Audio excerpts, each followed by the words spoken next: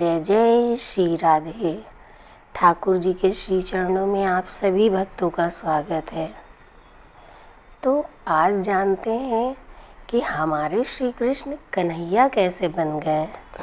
एक दिन पुरोहित गर्गाचार्य जी गोकुल पधारे तो वो नंद यशोदा के घर भी गए। तो नंद यशोदा ने उनका खूब आदर और सत्कार किया और वासुदेव और देवकी का हाल भी पूछा।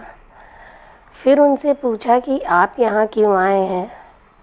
तो गर्गाचार्य जी ने बताया कि पास के गांव में एक बालक ने जन्म लिया है, मैं उसी बच्चे का नामकरण करने के लिए आया हूँ।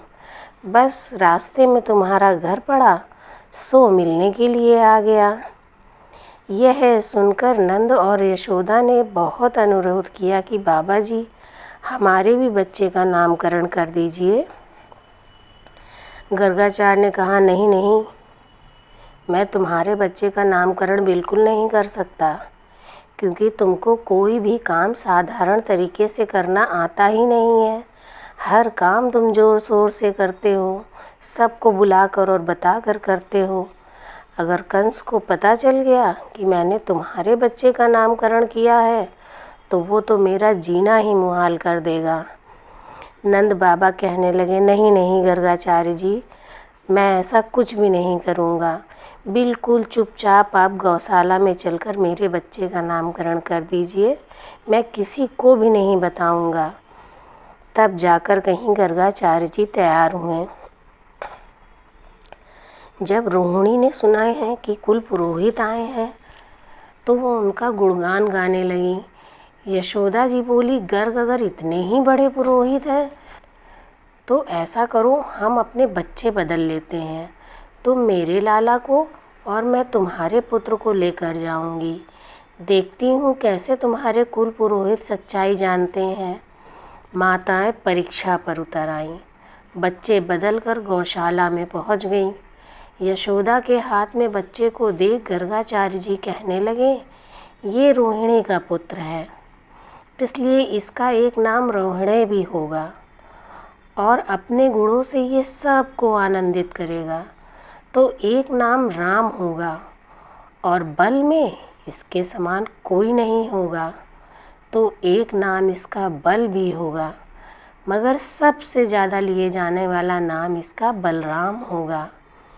यह किसी में कोई भी भेदभाव नहीं करेगा, सबको अपनी तरफ आकर्षित करेगा, तो इसका एक नाम संकर्षण भी होगा।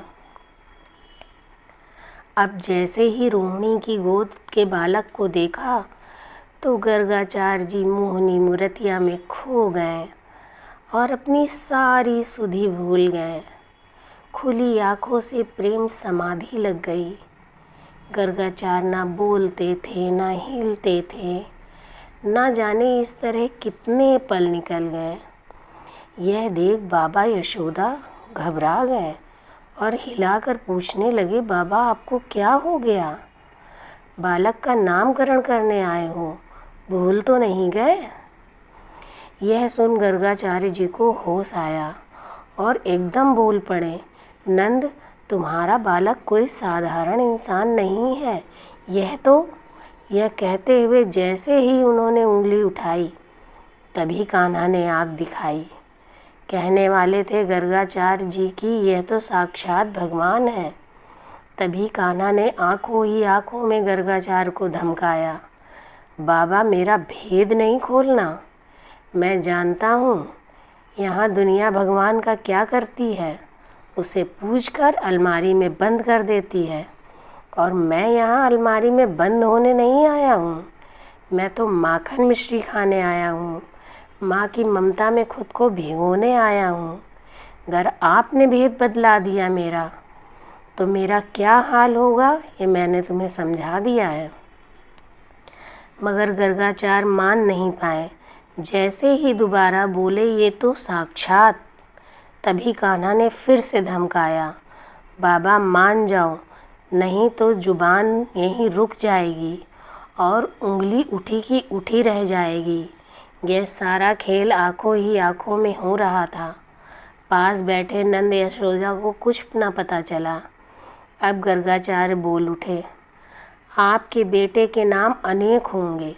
जैसे कर्म करता जाएगा वैसे नए नाम होते जाएंगे, लेकिन इसने इस बार काला रंग पाया है, इसलिए इसका एक नाम कृष्ण होगा। इससे पहले ये कई रंगों में आया है। मैया बोली, बाबा ये कैसा नाम बताया है, इसे बोलने में तो मेरी जीभ ने भी चक्कर खाया है, कोई आसान नाम बतला दीजिए। तब गर्गाचार्य जी कहने लगे, मैया तुम इसे कन्हैया, कान्हा, किशन, किसना कह लेना। यह सुनकर मैया मुस्कुरा उठी और सारी उम्र कान्हा कान्हा कहकर बुलाती रही। ऐसे हुआ था श्री कृष्ण बलराम का नामकरण संस्कार। जय जय श्री राधे। तब बुजुर्ग ने पूछा, आखिर तुम